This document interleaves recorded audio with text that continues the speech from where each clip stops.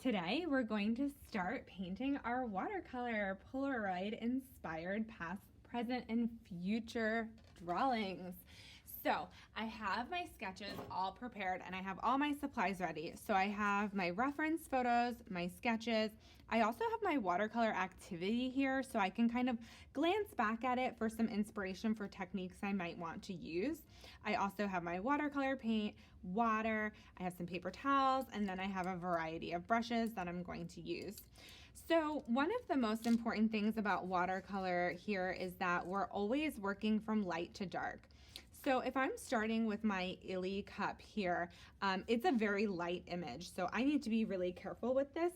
I'm gonna start with kind of some creamy white tones, and I'm going to leave any areas that I want to keep really, really white unpainted.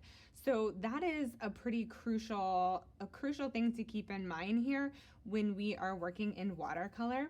I'm going to, I think, start off by mixing on my palette. You can see here, mixing on my palette, and these palettes are great because they have these different little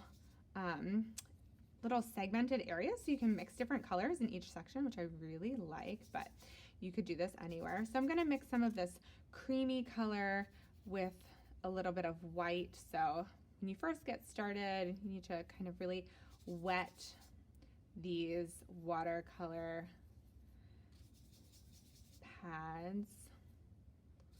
Okay, so I'm going to begin to work in my paint, kind of starting with a wash, and then I'll continue to build up after each layer kind of dries.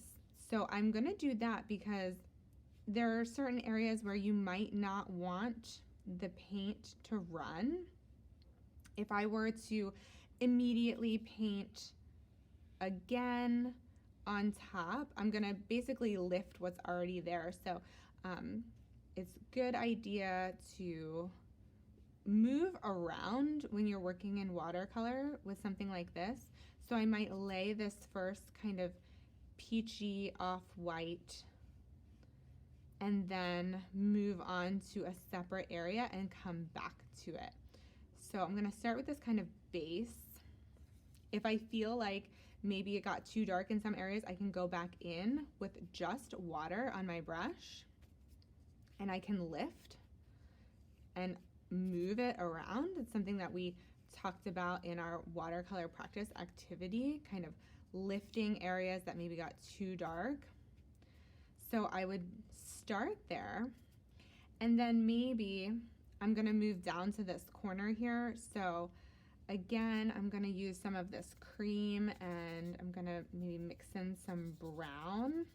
It's kind of a warm shadow area, so a warm kind of gray tone, so a little bit of black and some white.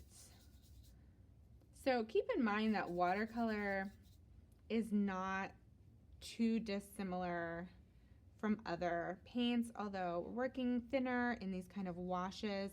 I think a lot of people are intimidated to mix or kind of think that you can't mix them, but you definitely can. So definitely think about how you can mix these colors. I'm gonna kind of bring in a wash here. Being careful anytime two wet areas meet, making sure that that's really dry enough. Spreading my wash around. There's kind of like this vignetting effect here. So once I have a base layer, I'm gonna go back and start adding more details from here. So I'm gonna go ahead and move on to my saucer and then start to put in the kind of foam from the coffee, all that good stuff. And then once that layer is dry, I'll get into some more details after that. So I'm gonna keep going here.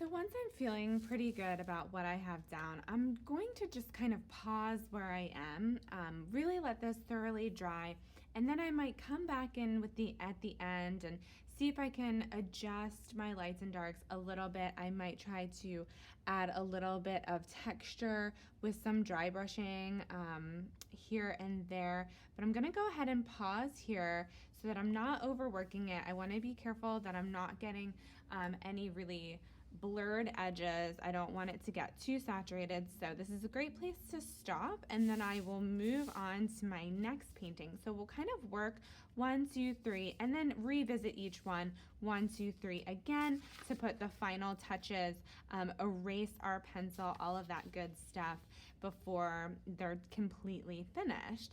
So next up is my sunset on the beach at Cape Cod, and I'm excited to start it. Now that I've worked on this Illy cup 2 times, it's time for my final edits. So this is at the very end where I'm going to intensify any shadows that I think could go a tiny bit darker.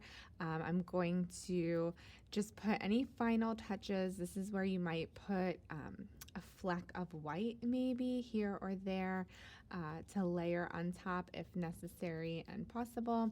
But for this one, I definitely want to just give a little bit of dramatic shadowing in some of these areas just to punch things up a tiny bit more.